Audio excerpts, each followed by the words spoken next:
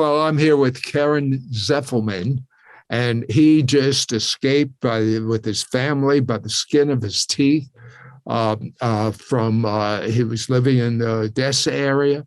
And as a matter of fact, his congregation has helped us for many years doing Jewish outreaches in Odessa. Why do I like Odessa? Well, though it's true for most of Ukraine, but in Odessa, I don't know if you know this, Karen, but 50% of the Jewish people, I'm sorry, 50% of your population has Jewish ancestry. It's like it's loaded with Jewish people. And we do lectures on the supernatural, evangelism. And in fact, the last time I was there, we rented the big opera house, and we had the rock group Kiss was coming. So that was like advertised on the front of the opera house. And then there was a picture bigger than life size of me. You were about a block away from a big Orthodox Jewish synagogue. That's right. And I think we had over 1,000 people, predominantly Jewish, came to the outreach. Yep. That's exactly true. Yep, that's how it was. And most of the people made professions of faith to the point where they stood up and acknowledged that Yeshua, Jesus, is not only the Messiah of the world, but the Messiah of Jewish people too. I called you because the whole world knows what's going on in Ukraine. Behind us, I have pictures of Kyiv, the capital of Ukraine, different scenes that are going on right at this minute. But last night, what did you hear at your home in Ukraine? Yes, well, 5 o'clock in the morning. It's still the 24th of February here. So 5 o'clock today in the morning, we woke up with my wife hearing bomb explosions and rockets flying over our apartment building. And then earlier prior to that, my wife heard big airplane engines just roaring above that place where we live. So and then at 5 o'clock, we heard those bombs, shells just exploding, boom, boom, boom. I woke up and I realized that it didn't sound like fireworks, but it was something real going on. And then it repeated again. And then when I looked through the window of my apartment, I saw people running back and forth, and the cars leaving, and people just, getting out of their apartments with the suitcases and getting into their cars and driving away. So what area is your apartment in? We are, I don't know how to call it. It's called Slabotka area of Odessa. We only like 10 minutes drive from the city center, from the downtown. And we also on the way of getting out of the city to south and north. So, the closest bombs that explode to our apartment was only 2 miles away. They were dropped on the military base that it's only 2 miles away from where I live. And that's where they hit it too. So, and they also were trying to target missiles to a military warehouse, but I don't know, they got the wrong information or wrong intelligence, and they hit, instead of hitting the military warehouse, they hit the industrial warehouses. So it could have easily been misled and hit apartment buildings. Like I was only 2 miles, my building was only 2 miles away from where the bombs actually fell. So we heard it pretty loudly, and yeah. So your family jumped in your car, and how bad was traffic? Well, that time of the hour, the traffic wasn't still that bad as it was like an hour after we left. But as I was leaving our apartment complex, I noticed immediately that all the gas stations on our way were packed with lines with cars that are trying to get some gasoline and diesel, and it was impossible to get there. Thank God that the Lord gave me wisdom a few days ago prior to that to fill up the tank of my car so we could, be always ready to go. And then when we came to the first border checkpoint, we couldn't go through because it was just a huge amount of cars there waiting to go through, and it was panic and chaos. And then me and my wife, we just, and sitting in the car, we're praying and we're saying, Lord, give us wisdom what to do next, because we realize that we can't cross the border here. It's just impossible. And then the Lord just remind me there's one smaller checkpoint in the fields that not a lot of people know about. So we drove there and there was only 3 or 4 cars. But right after us, when we were going through the border control, there were, again, I looked back and I saw a huge number of cars lining up there as well, and refugees that are trying to escape by foot. Now, I am told that 30 minutes you got out, you crossed the border 30 minutes before martial law was declared. What does martial law mean? Yeah, martial law was implemented at that time, and martial law means that it limits your movement, it limits exiting and entering the border, and it also means that all the men from age 18 to 60 are, they cannot leave the country because they can be thrown as reservists and to go and serve the army. So 30 minutes. I had 30 minutes to live with my 18-year-old son, who could have also be, going into the army. And so we were able to escape, and then they closed the border for men to leave. Only women and children. Now, of course, you're part of a large congregation. I'm sure you've been talking to them by telephone. What's going on with the ones that are stuck there, that can't leave now? We suggested that, and our senior pastor, Vitaly, he also sent a few video messages to our chats and different groups that we have, church groups on Viber. And we suggested all the people to remain in their homes, especially during the dark hours. So we suggested them to stay online, to be connected as much as possible, to keep the 24-hour prayer chain that is going on right now. We activated this prayer chain, and we are sending prayers and short video on different chats. So we are also right now, we are helping few families to get out of Odessa and make it to Moldova with children. So I'm not going to be in bed till late tonight, because I'm expecting 2 families which are now on the border and waiting for their time to cross the border. They're in the huge line.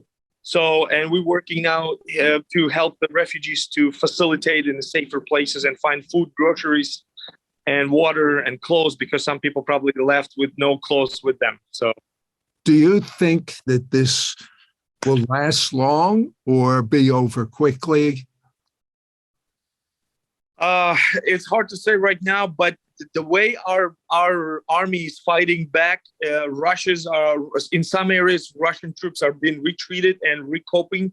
But there's the heat of the battle right now is taking place not far from Odessa, less than 200 miles from Odessa, in a region called Kherson, which is the borders with Crimea, which was annexated and taken by Russia 8 years ago.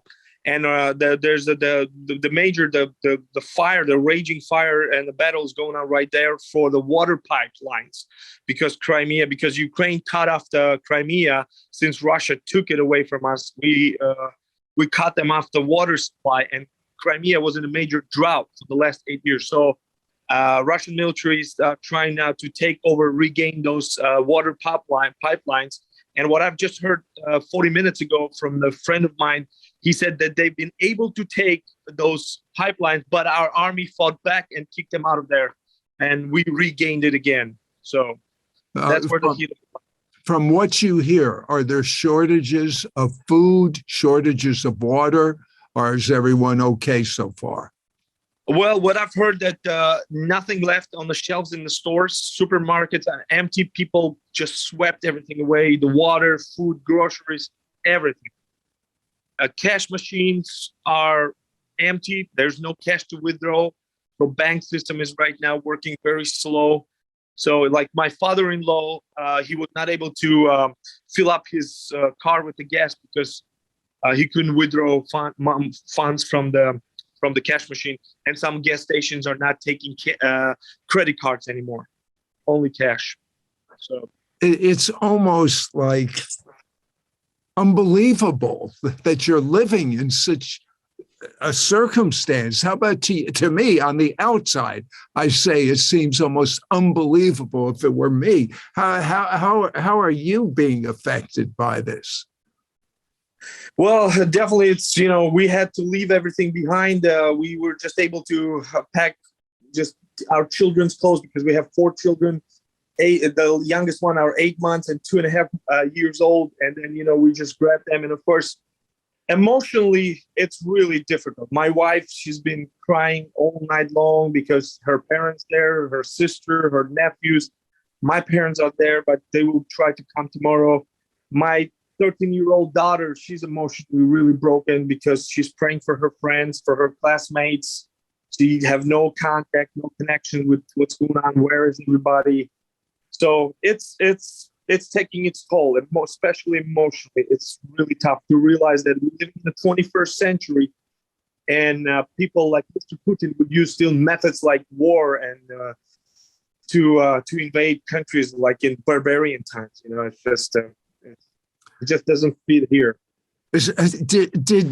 I mean, I know you're a man of God and you're among believers of God, but do you think your country was caught by surprise? No, we knew that it will happen. Everybody were just postponing and hoping that it won't happen.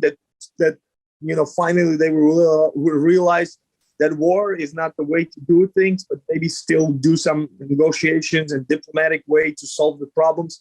But I mean, for the last 2 months, we were aware that something is about to happen because it's not an accident that Russia was drawing so many troops and heavy military weapons to our borders and surrounding us from every side. So I mean, you don't do it just for military exercises. I mean, you don't need so many troops and tanks and aircrafts and submarines and all possibly they have. They drove it close to our borders. So we knew that something will happen. It's strange to me. It's so well orchestrated, even to the point of what they said a few hours before they did what they did. I mean, it was almost almost a whole play that they had rehearsed on this thing. The world was totally caught by surprise, but the president of the United States kept saying, we're evacuating our people, something bad's going to happen. And I figure he should have known. Yeah, I think so too. About a month and a half ago, I woke up in the middle of the night with a dream. I rarely see dreams, and if I see dreams, I quickly forget them. But this time, I knew it was a prophetic dream. It was short, but I woke up seeing Russian soldiers walking on the streets of Odessa, and it was so real that I woke up in the cold sweat. And I told my wife about that. I said, I don't want to accept it. I don't want to, I hope it was just a dream, meaning nothing. But it was one of those cases when you wake up with this urgency inside of you and this understanding that this is prophetic. This is something real. So that's why we were getting ready. I'll go back to the city that, Kyiv and Odessa are my two favorite cities in Ukraine. But just this past winter, you have a ministry where you evangelize and give food. In this past winter, your report of 2021 winter, you visited 78 towns, 11,000 people had a presentation of the gospel. 3,400 gave their hearts to Jesus. You trained 200 believers to be evangelists just like you.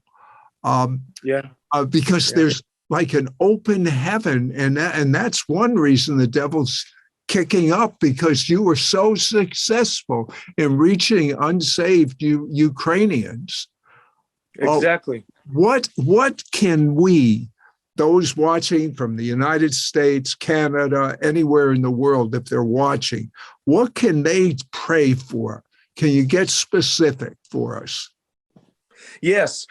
Well, number one, I think today's the prayer. Number one is that I was just thinking about this, and I remember those supernatural victories that God gave to Israeli army during those 6-day war. Remember, Yes. and then during the other wars, the supernatural encounters during the on the battlefield. Yes. So I would ask all the prayer warriors in the United States and Canada to agree that God would give our military, our army, our soldiers there on the front lines, those kind of supernatural encounters in the battles, when it would be like David and Goliath. For me right now, Ukraine is like a David standing against a huge, angry, evil Goliath who wants to take over our land, our nation, and our freedom. And so that God would just give us those supernatural swings of the sling that will hit them strong enough so that they will retreat. It would take an act of God for your military to defeat the military against them. David and Goliath is a great analogy, but guess what? God is going to respond to our prayers. Amen. I believe so.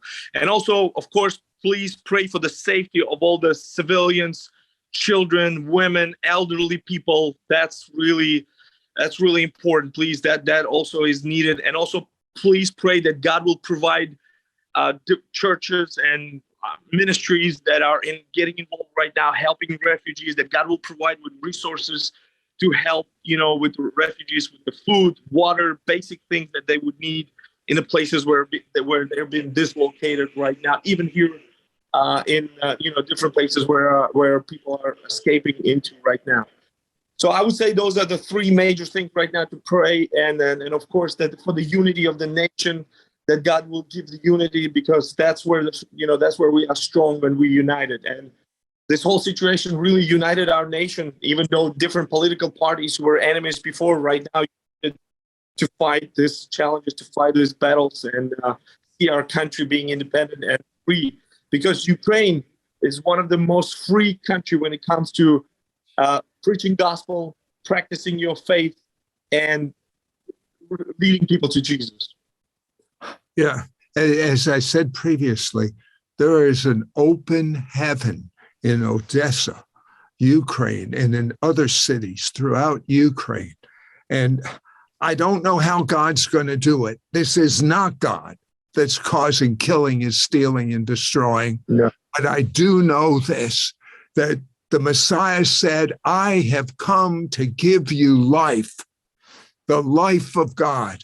And this life will make you abundant in every area of your life. And I pray in Jesus' name that this ministry that has been so faithful in reaching the unsaved, this ministry that's been so faithful in partnering with me and reaching Jewish people, so many thousands of the gospel, that you would bless everyone connected with the ministry, their families, and protect them. No weapon formed against them will prosper. I pray that the military will have the same wisdom you gave as the Israelis throughout the Bible, but even in the recent years where the miracles it was beyond the pale. There was no way you could argue, God, that your hand did it. Your hand Amen. did it. Yeah. And your hand will once more be stretched out over the people of Ukraine, and they will win their battle. And I pray, most importantly, for one of the greatest harvests of souls in history. The Russians and the Ukrainians would unite together in love under the banner of Yeshua, Jesus, the Messiah. Yeah. Amen.